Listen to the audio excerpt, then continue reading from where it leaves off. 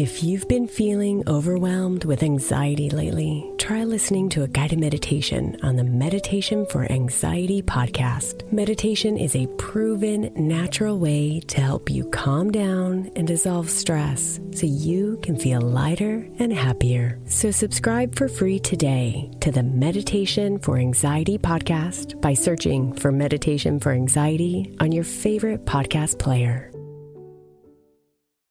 This is Optimal Health Daily, episode 2343.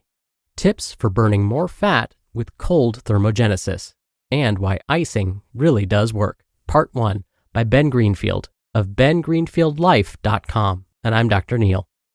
Welcome back to Optimal Health Daily, where I simply read to you from the best health and fitness blogs for free. It's kind of like an audiobook, but with articles instead, and articles from a bunch of different authors. And always with permission from the author's sites, of course. Now on Fridays, I do something a little different. That's where I answer your questions. You can send me a question by going to oldpodcast.com/ask or email your question directly to health@oldpodcast.com. All right, now today's episode is a little longer than normal. So whenever that happens, I'll read the first half today and then finish up the rest tomorrow. So with that, let's hear part 1 as we optimize your life. Tips for burning more fat with cold thermogenesis and why icing really does work. Part 1 by Ben Greenfield of bengreenfieldlife.com. As I write today's post, I have just finished my usual 5-minute morning cold shower, followed by 10 minutes of morning yoga in my chilly backyard, and I'm currently wearing a cool fat burner vest. I may not be Wim Hof or the Iceman, but this type of cold exposure has become a morning ritual for me, and I typically do it in a fasted state, trying to accumulate at least 45 to 60 minutes of goosebumps in the AM. Compared to doing a rigorous morning workout in a fasted state, this kind of cold thermogenesis may result in a similar fat burning effect, but is less stressful on my body and joints than exercise. And let's face it, I can't exactly write this article while I'm riding a bike, but I certainly can while wearing an ice-packed vest. And lately, my chilly adventures don't stop with morning cold exposure. Later today, following my afternoon workout, I'll go shut down post-workout inflammation and rapidly cool my core by jumping in the nearby 56-degree Spokane River for a 15 to 20 minute soak while I catch up on my daily dose of NPR's Science Friday podcast. So, why do I expose my body to this kind of treatment? And what are the benefits? Well, you're about to find out. If you listened to my interview with Jack Kruse about cold thermogenesis, then you know that we discussed a host of benefits from frequent cold exposure done the right way, such as lowering body fat, increasing hormone levels, improving sexual performance and fertility, lowering blood sugar, cutting food cravings, improving adrenal function, fixing thyroid issues, enhancing immune function, improving deep sleep quality, increasing pain tolerance, and reducing inflammation. So, why does cold exposure achieve some of these benefits? Here's how. And for you science nerds like Dr. Neil, I'm going to include a list of studies at the end of this post. Some benefits of cold exposure. BAT activation.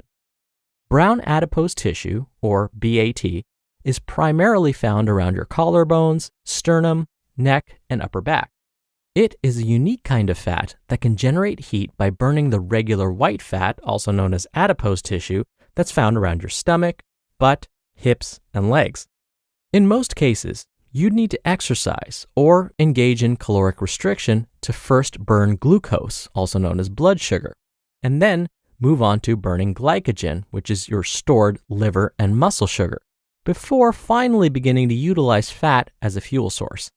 But BAT can immediately and directly burn white fat. Although BAT is found in all mammals, babies or individuals exposed to frequent bouts of cold temperatures tend to have higher levels of brown fat to generate heat and to help keep them warm.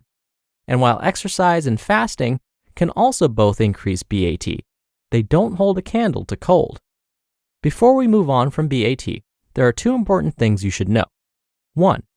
Via a process called mitochondrial uncoupling, cold exposure may also cause a metabolic upregulation and production of heat in not just fat, but also skeletal muscle.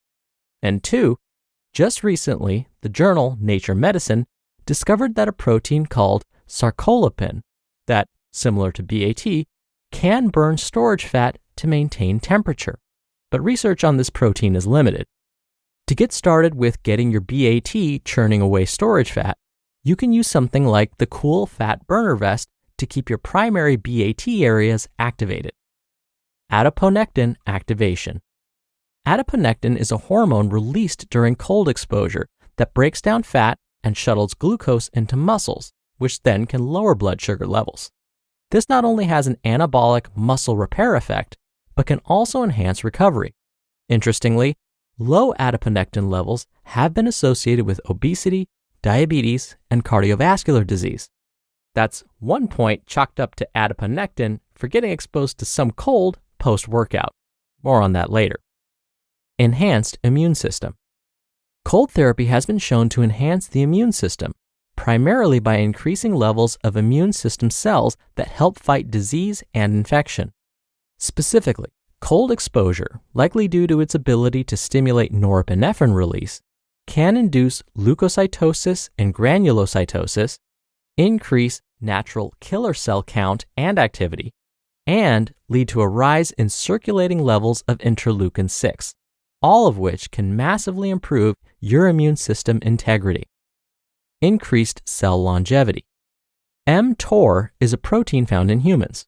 Perhaps you've heard that worms, fruit flies, and mice live longer when exposed to caloric restriction, and it's hypothesized that this is caused by downregulation of the mTOR pathway.